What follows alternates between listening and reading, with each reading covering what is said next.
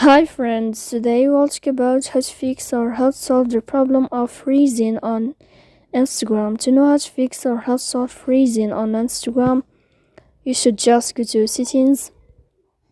After that, you can click on apps, default apps, app settings. Here in this list, you'll enter to the window or to the app of Instagram. Then you can click on first stop and you can click OK. Here you can click on storage. Then you can click clear cache.